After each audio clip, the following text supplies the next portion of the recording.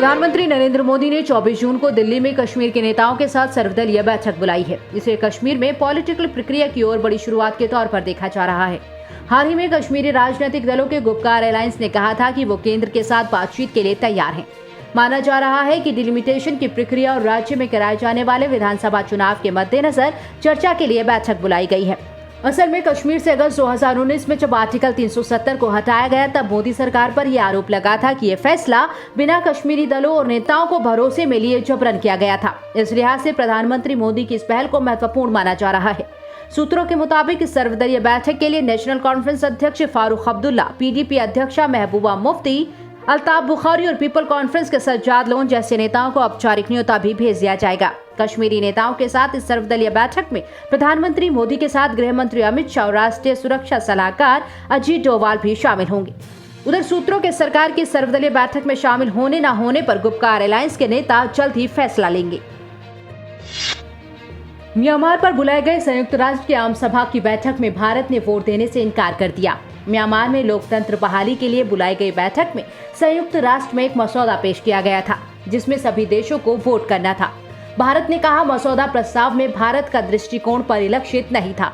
भारत ने कहा कि अगर अंतर्राष्ट्रीय समुदाय म्यांमार में शांतिपूर्ण समाधान चाहता है तो उसे म्यांमार के पड़ोसी देशों के दृष्टिकोण को इसमें शामिल करना महत्वपूर्ण है।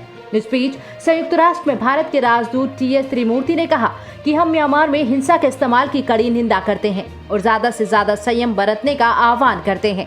India will continue to engage with measures to accelerate and support the democratic transition in Myanmar so that the hopes and aspirations of the people of Myanmar are fully respected and met.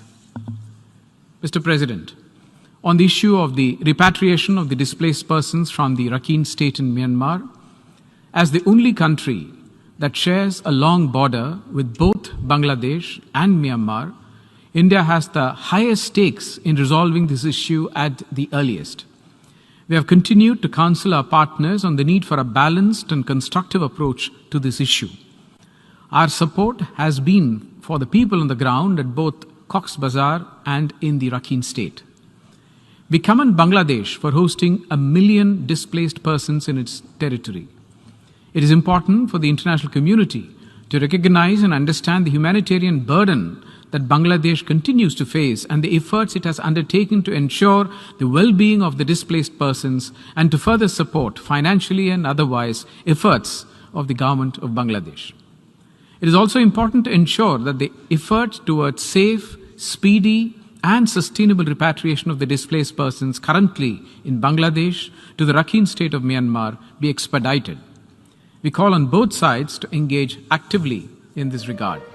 T.S.. Trimurti ने कहा कि Bharat Myanmar पर ASEAN की 5 सूत्रीय सहमति की पहल का स्वागत करता है। हमारा कूटनीतिक प्रयास इस उद्देश्य की प्राप्ति के लिए प्रतिबद्ध है। हम म्यांमार में कानून का राज कायम करने के लिए हिरासत में लिए गए नेताओं की रिहाई का आह्वान करते हैं।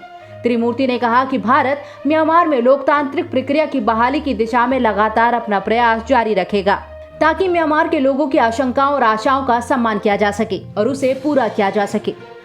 As the country that shares both land and maritime borders with Myanmar, India has direct stakes in the maintenance of peace and stability in Myanmar. In this regard, India welcomes the ASEAN initiative on Myanmar and the 5-point consensus. Our diplomatic engagements will be aimed at strengthening these efforts. We also call for upholding the rule of law and release of detained leaders. The Security Council has also expressed strong support for ASEAN's positive and constructive role in facilitating a peaceful solution in support of the people of Myanmar. The Security Council has also called for an early visit of the ASEAN Special Envoy to Myanmar. Mr. President, India's position on the situation in Myanmar has been clear and consistent. We have expressed our deep concern on the developments in Myanmar.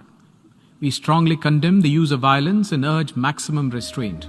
गौरतलब है कि UNGA में Myanmar पर एक प्रस्ताव पारित किया गया जिसमें कहा गया था कि 8 नवंबर 2020 के आम चुनावों के नतीजों पर आम लोगों को म्यांमार के सशस्त्र बलों को सम्मान करना चाहिए ताकि देश में इमरजेंसी के हालात खत्म हो सके।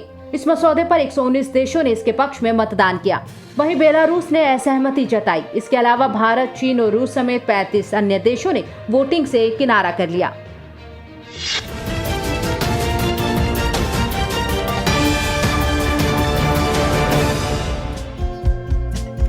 हमारे चैनल को लाइक, शेयर और सब्सक्राइब जरूर करें और नई अपडेट्स के लिए बेल आइकन दबाना ना भूलें।